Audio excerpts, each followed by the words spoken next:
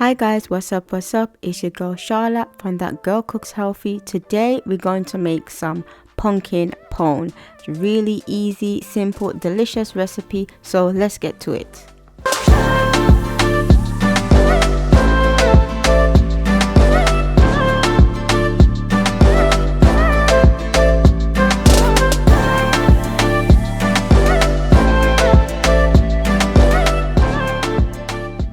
So these are the ingredients you're going to need. You're going to need some pumpkin puree. I recently did a video on how to make your own pumpkin puree from scratch, so you can follow on with that video, and I will put the link to that in the video as well.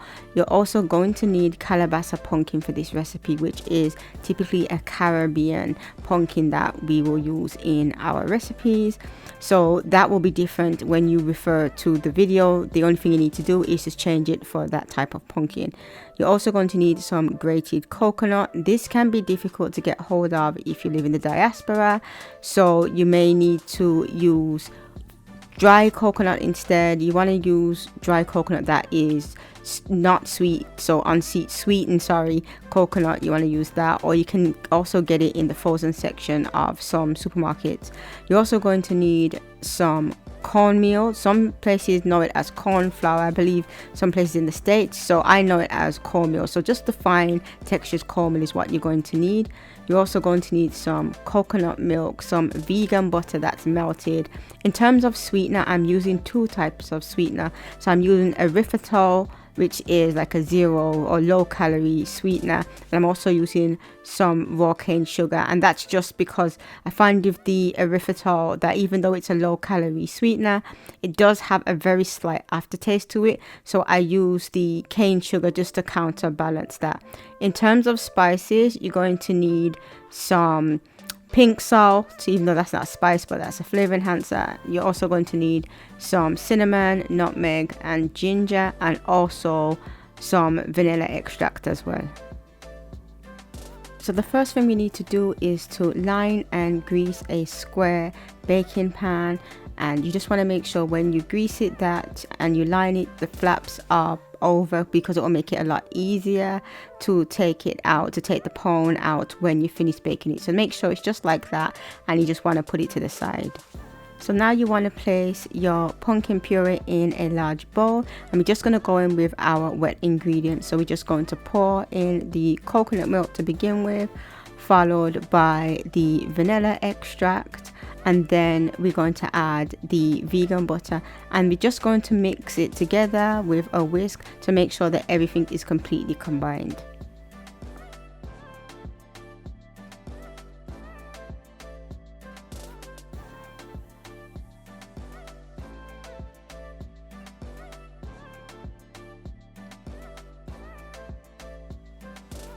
So now that I've added my wet ingredients, it's time to add my coconut. So I'm just going to add my grated coconut. Again, I'm just going to use my whisk just to stir it in so it's completely combined with our wet ingredients.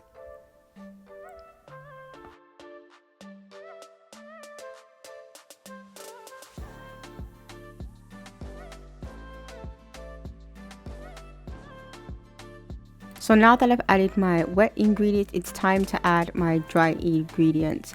So the first thing I'm just going to do is to add my sugar. So I'm just going to pour those in, and then I'm going to add all of my spices, and finally I'm going to add my cornmeal. So I'm just going to add that a little bit at a time while stirring. So you always want to start with the wet ingredients first of all, and then the dry ingredients, because it's a lot easier then to manage when you're pouring in the dry ingredients, to do it in that order. So you just want to keep mixing until it becomes a thick batter. It shouldn't be runny, it should be on the thicker side.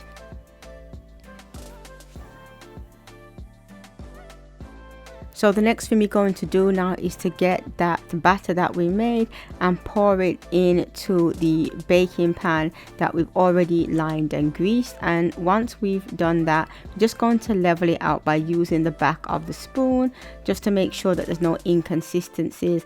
And I also follow that up as well by shaking the pan as well, and again that just helps to level it out and make sure that when the pone is baked it will be the same height.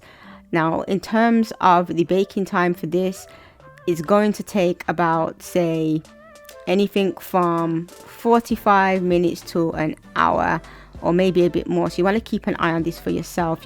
The pone should be golden when it's ready, and I will show you what it looks like once I have baked mine.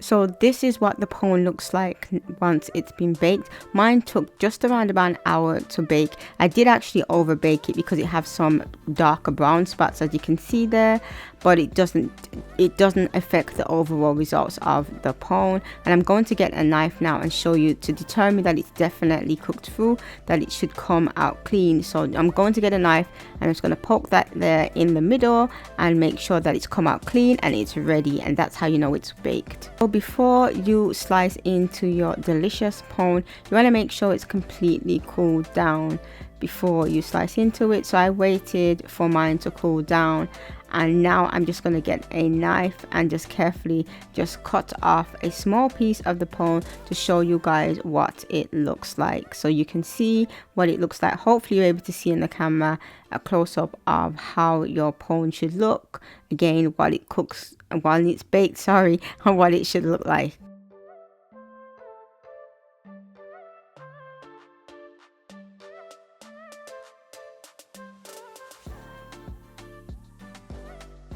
And that's how you make your pumpkin pone. Super delicious, really easy recipe. Thank you so much for watching this video. Don't forget to like, comment and subscribe, and I will catch you on the other side.